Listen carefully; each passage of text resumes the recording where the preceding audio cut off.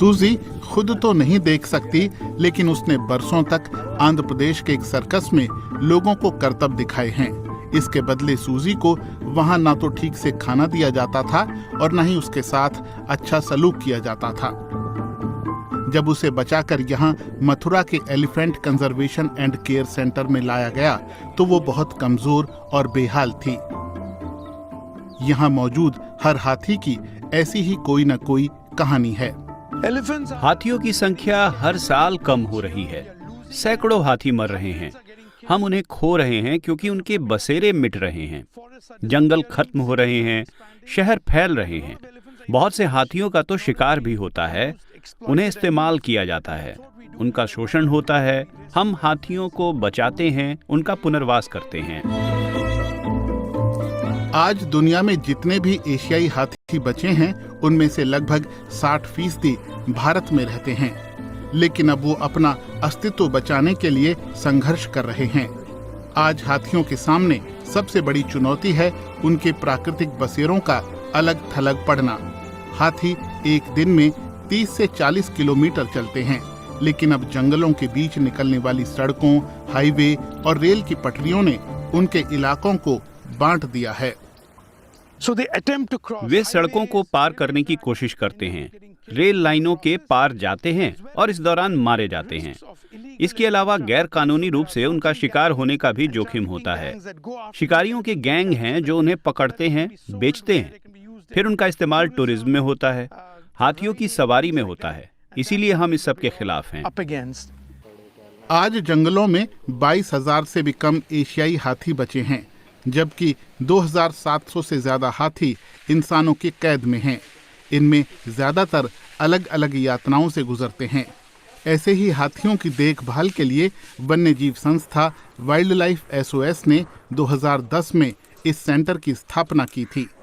यहाँ पर अभी 30 से ज्यादा हाथी रह रहे हैं। सूजी को यहाँ रहते हुए अब 9 साल हो गए हैं। फिलहाल उसे कोई बीमारी नहीं है। हाँ, लगभग 75 साल की उम्र के साथ वो यहाँ की सबसे बुजुर्ग हाथी जरूर है। मैं तो बच्चापन से 10 साल से सर मैं हाथी के साथ हूँ सर।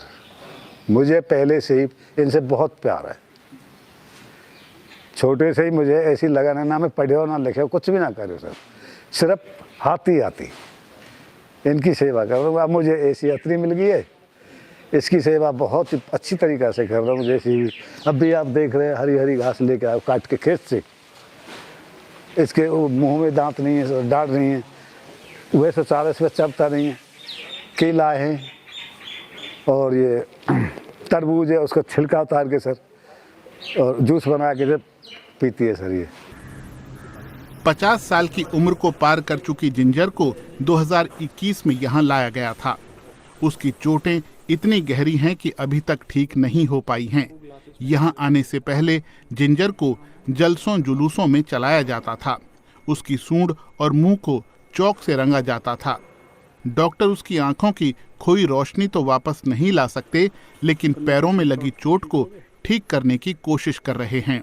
अभी हम लेजर थेरेपी कर रहे थे जिंजर हाथी के साथ। इसके जो पीछे के जो जॉइंट्स है वो काफ़ी कमज़ोर हैं, तो उनमें स्ट्रेंथ डालने के लिए और हीलिंग बढ़िया करने के लिए उसको कर रहे थे। यहाँ पर जो हमारे पास आते हैं उनमें ज़्यादातर मेनली जो प्रॉब्लम्स देखते हैं हम, इनके वीक जॉइंट्स होते हैं या एबनॉर्मली डेविएटेड इधर उधर टेढ़े मेढ़े जॉइंट्स होते हैं। वो ज़्यादा काम लेने की वजह से या बढ़िया न्यूट्रिशन नहीं मिलता है, इसकी वजह से होते हैं। भारत में हाथियों के सबसे पहले अस्पताल में लेजर थेरेपी के अलावा x ray, Ayurvedic massage, ultrasonography, hydrotherapy pool, thermography और सभी जरूरी टेस्ट कराने के लिए पैथोलॉजी लैब जैसी सुविधाएं मौजूद हैं। यहीं पर हाथियों के लिए भारत की पहली एम्बुलेंस सेवा शुरू की गई। राजकुमार सैकड़ों हजारों किलोमीटर दूर से हाथियों को यहाँ लेकर आते हैं और इस काम की चुनौतियों से अच्छी तरह वाकिफ हैं। हाथी हमने सर बेंगलोर से भी ले आया और आपका यहाँ लखनऊ से भी ले आया। तो परेशानियाँ सर तो बढ़ती है। सिटी में हम नहीं जा सकते हैं क्योंकि हमको सिटी से बाहर जाना पड़ता है, क्योंकि हमारी गाड़ी ज़्यादा ऊंची है, तो हमको उस जगह को देखना पड़ता है, क्योंकि बैरिकेड कहीं डाउन पड़ जाते हैं, छोटे ट्रक और जैसे बस निकल जाते तो हमारे यहाँ पे नहीं जा पाती है। हमको पहले से जो गैप बना के चलना पड़ता है, क्योंकि हम ब्रेक नहीं मार सकते हैं एकदम सडनली ब्रेक मार देंगे तो हाथी हमारा गिर जाएगा। तो हम उसको बहुत स्लोली लाना पड़ता है। मैक्सिमम हम 45, 40, 50 इतना ही स्पीड में चलाते थे गाड़ी को।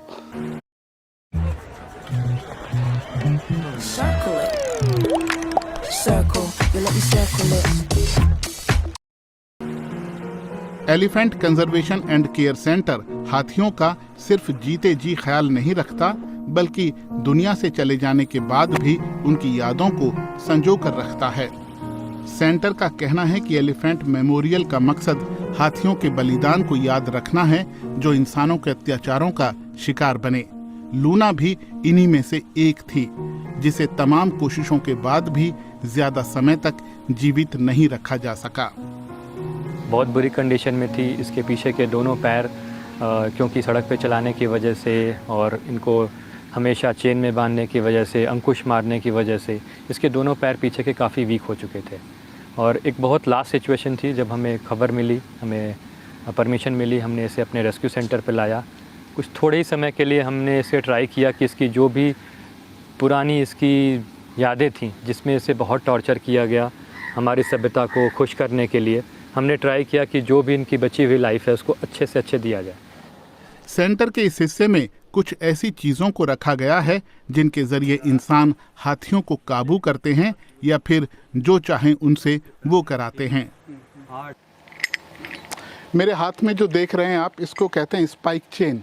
इसमें नुकीले कांटे आप देख रहे हैं। ये स्पाइक चेन हाथियों के पैरों में बांधी जाती है और जब हाथी इंसान की बात नहीं सुनता तो इस स्पाइक चेन को धीरे धीरे छोटा कर दिया जाता है ताकि ये हाथी के पैरों में चुभे और उसे इंसान की भाषा में अकल आए और वो इंसान की बात माने। इंसान इतना क्रूर है अपनी बात मनवाने के लिए और हाथी जैसे बड़े जानवर उसकी सज़ा भुगतते हैं। यूं तो हाथी जंगल में रहने के लिए बने हैं, फिर भी इंसान हजारों साल से उन्हें पालते आए हैं। पुराने समय में वो युद्धों में इस्तेमाल होते थे। इसके अलावा माल ढोने, सवारी करने या फिर उत्सवों में शानो शौकत दिखाने के लिए भी उनका इस्तेमाल होता रहा है। शिवम कहते हैं कि दिक्कत यही है कि इंसानों ने हमेशा हाथी को अपना साथी नहीं बल्कि गुलाम माना है। सबसे पहला मेरा यही हमेशा एक मैसेज होता है पूरी दुनिया को, जो छोटे बच्चों को हम लोग एजुकेट करते हैं कि किसी भी जानवर को हमारी सभ्यता में आने की कोई भी ज़रूरत नहीं। उनका जो एक एक्चुअल रोल है वो इन्वायरमेंट में है, इस प्रकृति में है, इकोसिस्टम में है। तो हमने इनको कैप्चर किया, इनको डिस्टर्ब किया, इनकी नेचुरल लाइफ स्टाइल से अलग किया और इनको अपना गुलाम बनाने की कोशिश की। और ये बहुत गलत है, बहुत गलत है। ये हमेशा और हर तरीके से बंद हो जाना चाहिए। हाथियों की तरह वाइल्ड लाइफ SOS संस्था भालू, बाघ, तेंदुए और सरीसृपों के लिए भी बचाव और देखभाल का काम कर रही है। जानवरों के रेस्क्यू, उनके खाने और इलाज पर काफी खर्च आता है। कार्तिक कहते हैं कि चुनौतियां तो बहुत हैं, लेकिन उससे भी ज्यादा जरूरी ये है कि जानवरों को लेकर लोगों की सोच बदले। इन हाथियों की देखभाल के लिए आर्थिक संसाधन जुटाना बहुत चुनौतीपूर्ण है। बहुत मुश्किल होता है लोगों को राजी करना कि वे पैसे दें, लेकिन सबसे बड़ी चुनौती है लोगों को ये समझाना कि इन हाथियों को आपके प्यार और दया की जरूरत है।